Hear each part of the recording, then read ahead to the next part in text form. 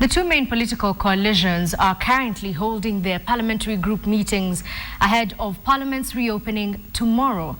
The Jubilee coalition is holding its parliamentary group meeting in Statehouse, where members are expected to review their performance in Parliament in the last session and also make plans for the next session. Now, among the plans, as revealed by the National Assembly Majority Leader Aden Dualle yesterday, is to revisit the controversial Waki envelope, where MPs plan to summon Waki to Parliament to shed more light on the list of key post-election violence suspects. CORD, on the other hand, are holding its parliamentary group meeting in Naivasha, where we are now joined by our political affairs editor, Ben Kitili, with more details. Ben, I'm sure they have quite a bit lined up in terms of discussions, including, if you like, the numerical disadvantage they have in Parliament. To give us more details.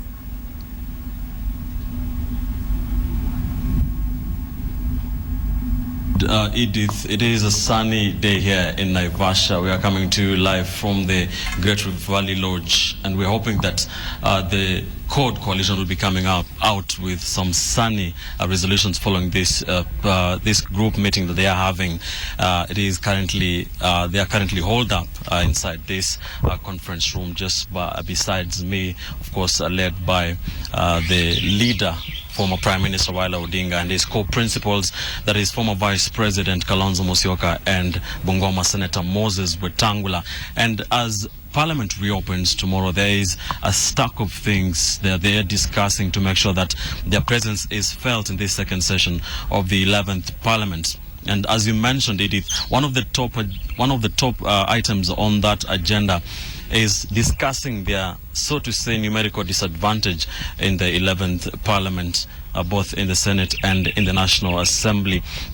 We did see in the first session of Parliament where Jubilee, with their numbers, were able to bulldoze over some of the parliamentary business, and CORD are hoping to be able to counter that, to be able to overcome that numerical disadvantage. They did manage to do that once when they shot down the miscellaneous amendment bill, and they're hoping to be able to do that on a regular basis. That is one of the things that they will be discussing. They will be hoping to tap into any loose ends that Jubilee may have concerning their numbers in Parliament, to be able to lobby those particular members of Parliament to support their business in Parliament. That is one of the things that we'll be taking a look at. Of course, there is report which is said to be debated, to be brought in Parliament, with the ruling Jubilee coalition wanting that same report, the TGSA report, to be looked into, and the name of the President, Uhuru Kenyatta, expunged from that particular report. CORD will be hoping to counter that and be able to shoot that down as well. There is also the Westgate probe report that will be discussed after the investigations by the two parliamentary committees, that is the Defense and National and Foreign Relations Committee and the National Security and Administration Committees.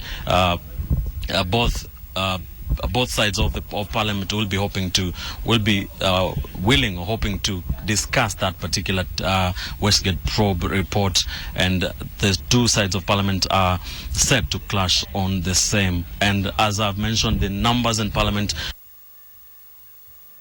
will be a key factor in this second session of Parliament. CORD just hoping to be able to counter that in all the other business that will be involved in this second Parliament. Jubilee, as you say, they are holding their parliamentary group meeting in Nairobi at Statehouse, and one of the things they are discussing is a bill that will be passed. Of course, CORD will be looking into that as well.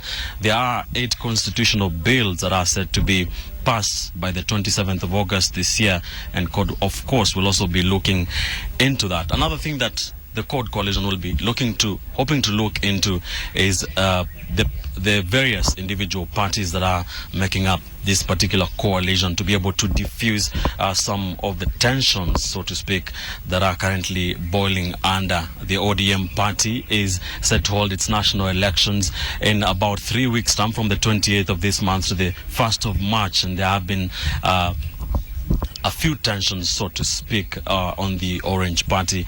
The same goes for the Wiper Democratic Party. Those are some of the partners in this CORD coalitions. the Chord Coalition Group will be hoping to diffuse some of those tensions as they embark on the second session of Parliament, and as they hope to engage the Jubilee coalition in both the Senate,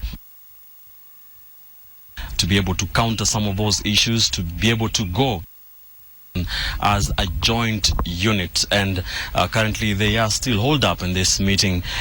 They were saying by this time at 1 o'clock they will be coming out to tell us what they have resolved. We are waiting. We are coming to you live from the Rift Valley Lodge. We'll be giving you details of what this parliamentary group meeting for the Chord Coalition comes up with. Back to you in studio.